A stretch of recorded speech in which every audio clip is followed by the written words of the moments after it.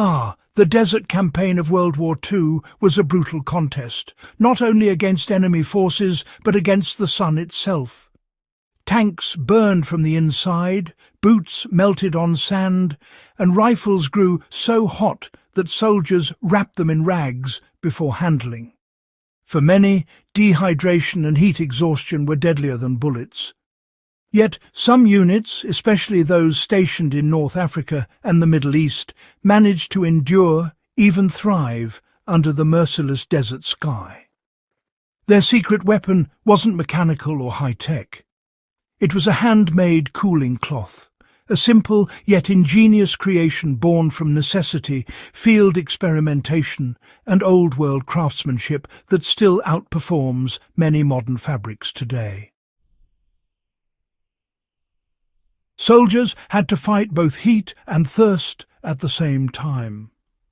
The North African campaign tested every military doctrine that worked in temperate Europe.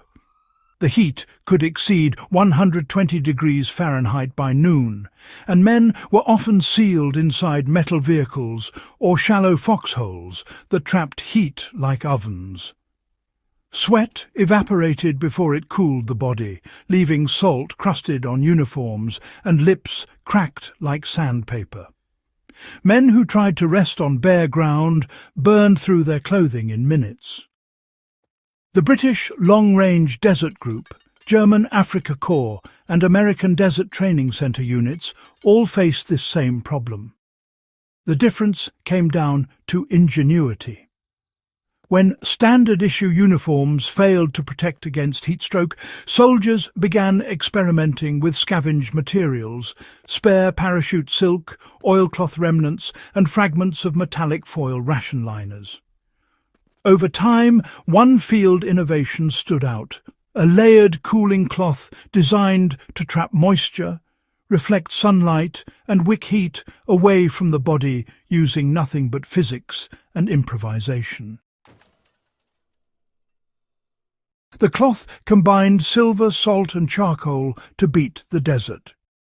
The so-called cooling cloth was never standardized or issued across entire armies. It was more of a field secret passed from one platoon to another.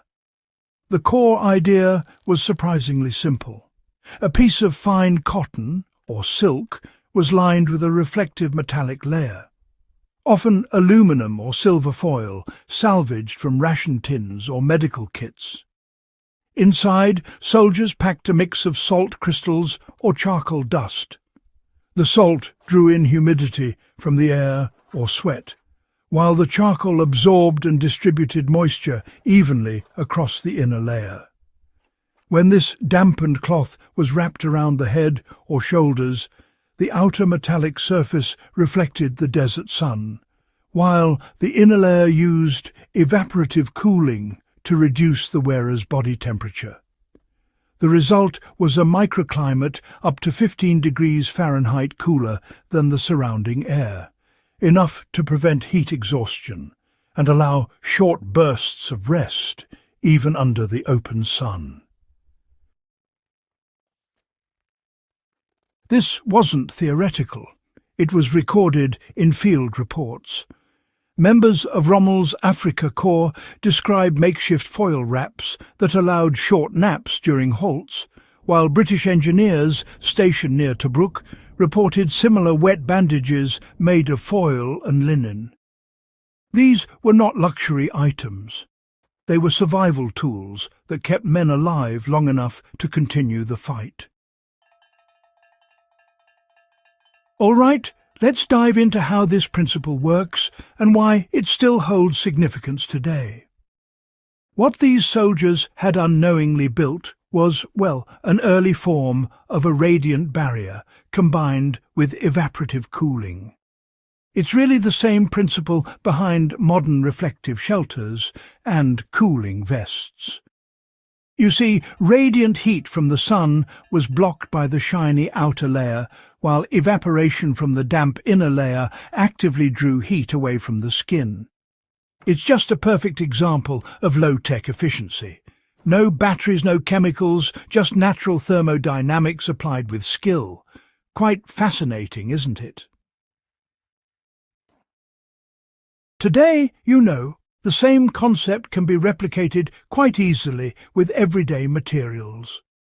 A modern survivalist can create a similar cloth using a piece of breathable cotton soaked in water, wrapped inside a reflective mylar emergency blanket or even aluminum foil. When you tie it around the neck, place it over the head or drape it over a shelter roof, it performs the same function, reflecting heat and lowering body temperature through evaporation.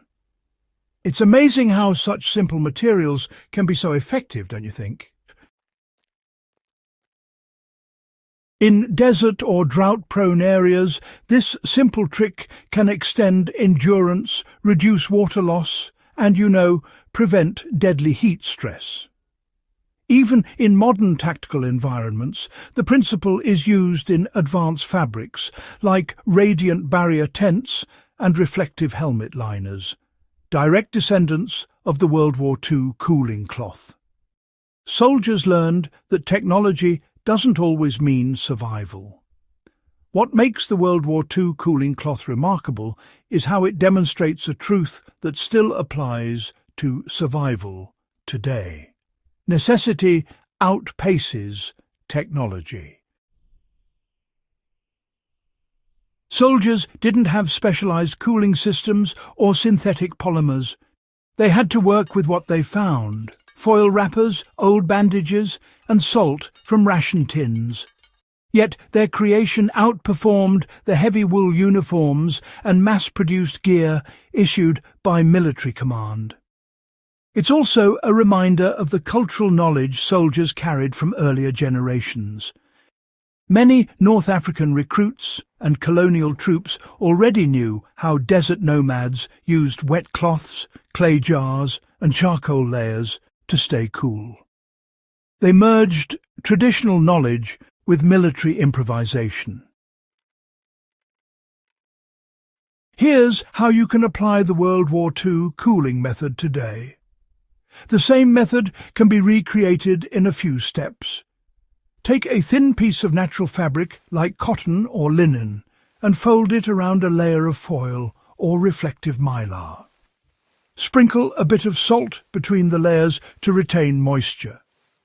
Wet the inner layer lightly, just enough to stay damp but not dripping.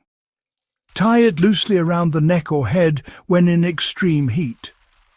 The reflective side should face outward, and within minutes you'll feel a noticeable drop in temperature.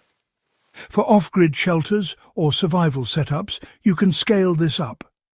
Use old mylar emergency blankets and wet burlap sacks to create reflective shade canopies. The burlap provides evaporative cooling, while the mylar reflects radiant heat. It's an updated form of the same World War II logic, making technology out of scraps and environment. The forgotten lessons of wartime endurance. The World War II cooling cloth may have started as a crude field experiment, but it represents something much deeper about human endurance. When stripped of comfort and convenience, survival depends on understanding how nature itself works and learning to bend it in your favor. Those who knew how to manipulate air, moisture and light survived longer, fought harder, and carried that knowledge home after the war. Modern survivalists, preppers and field historians can still learn from this legacy. The next time you're caught in scorching heat, remember that the best cooling device isn't a gadget. It's the wisdom carried forward from soldiers who slept in deserts when the world thought it was impossible. For more forgotten wartime innovations and the survival science behind them, make sure to subscribe to Relic Logic and share this video with fellow history enthusiasts. The past isn't gone. It's just waiting to be rediscovered, one relic at a time.